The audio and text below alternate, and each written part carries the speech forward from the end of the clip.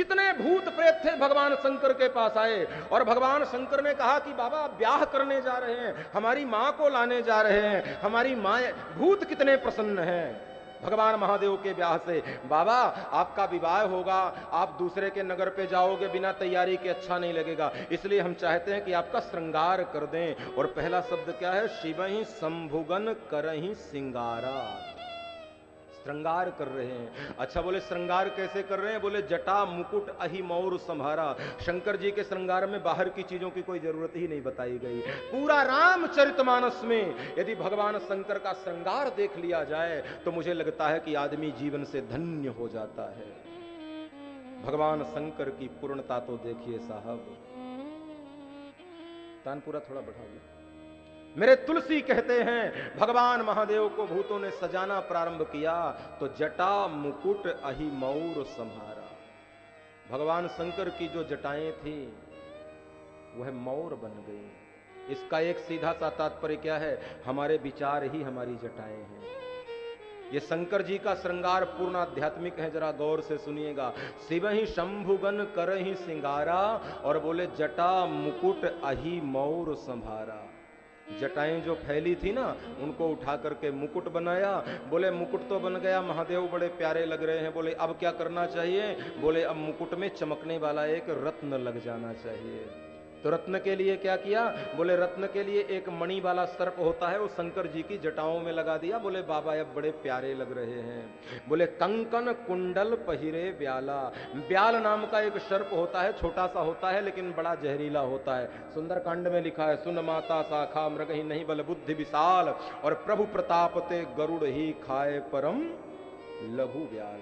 बड़ा जहरीला होता तो छोटा सा है लेकिन बड़ा जहरीला होता है। दूर से ही रहना, इसको पकड़ना नहीं। तो एक ब्याल नाम के सर्प को बुलाया गया और ब्याल नाम के सर्प को कहा कि मालिक का ब्याह हो रहा है, भगवान शंकर का विवाह हो रहा है, इसलिए चलो कानों में कुंडल बन करके लग जाओ। तो ब्याल नाम के सर्प को भूतों ने लाया और कहा शिव जी के कान को पकड़ लो। और कान को सर्प ने पकड़ा और कहा जरा पूंछ को घुमा दो। और पूंछ को घुमाया तो कुंडल बन गई, कंकन बन गया। कंकन कुंडल पहिरे ब्याला और बोले तन विभूति। गरम गरम चिते की भस्म शंकर जी के शरीर पे लगाई गई। और ये बात मुझे प्रसन्नता से कहनी है, जटाओं का मुकुट बना, उसमें एक मणि वाला सर्प लगा, कानों में ब्याल नाम सर्प के कुंडल पहने। और जब शरीर को सुगंधित करना था, सौंदर्य प्रदान करना था, तो तन विभूति पट के हरि छाला। गरम गरम चिते की भस्म भगवान शंकर ने पूरे देह में लगाई। क्यों? शंकर जी एक उपदेश करना चाहते हैं कि चिते की ना सही, चूल्हे की ही सही, लेकिन शरीर में थोड़ी सी भस्म हम सबको लगाना चाहिए। क्यों?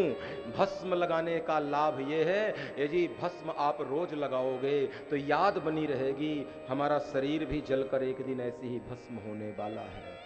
और शरीर की यदि गति आपको याद है ना कि शरीर एक दिन जल करके राख होने वाला है, तो मैं सत्य कहता हूं शरीर के पालन पोषण में जो समय नष्ट हो रहा है उस समय से आप बच जाओगे। हाँ, गरम गरम चिते की भस्म महादेव ने लगाया है। तन विभूत पट के हरिछाला, शशि ललाट सुंदर सिर गंगा। माथे पे चंद्रमा धारण किया भगवान शंकर ने और गंगा मैया का प्रवाह हो रहा है। और ये बात जरा गौर से सुनिएगा, माथे पे जिसके गंगा होती है वही भक्ति को प्राप्त करता है। भगवान शंकर ने माथे पे गंगा को धारण किया। ब्याह करने जाओ तो गंगा माने भक्ति को सर में धारण करके जाना चाहिए। जो लोग भक्ति को सर में धारण करके नहीं जाते, उन्हीं की जो आती है वो सर में बैठती है। हाँ, सही बात है। आजकल युवान लोग शिकायत करते हैं कि महाराज जी हमारी पत्नी बड़ी सर चढ़ी है, बड़ी सर चढ़ी है। अब सर चढ़ी इसलिए भैया कि सर खाली है तो पत्नी तो सर चढ़ी होगी। सर में गंगा मानी भक्ति भगवान की रख लो तो पत्नी सर पे नहीं बैठेगी। भगवान की भक्ति को जो सिरोधार्य कर लेता है फिर उसके माथे पर, उसके मस्तक पर किसी का प्रभाव नहीं पड़ता है। इसलिए हरि की भक्ति को जिसने धारण कर लिया, समझ लेना वह संसार से विजयी हो गया।